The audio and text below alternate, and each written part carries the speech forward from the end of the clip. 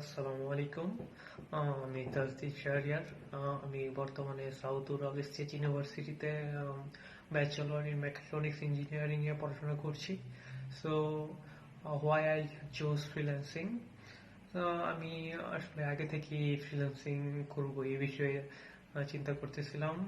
And you know that বর্তমান everything is a competitive, so if you have extra activities, you will get a good opportunity than other person.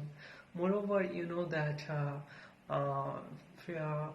by the freelancing you can get easily any opportunity than other job. For that you don't have to go to another place. Most interesting thing is you will be your boss, so you don't have to go to another company or another place. That's why I chose this freelancing. And after that, now why I chose CodemanBD. So my friend, one of my friend, suggest me about CodemanBD.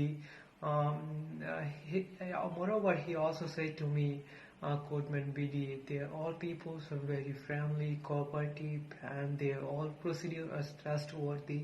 After that, I was recharged on their Facebook group, and really I was so pleased to see their response to see their success of their student, and hopefully, alhamdulillah, I'll get admission on CodemanBD, and now I'm a student of CodemanBD.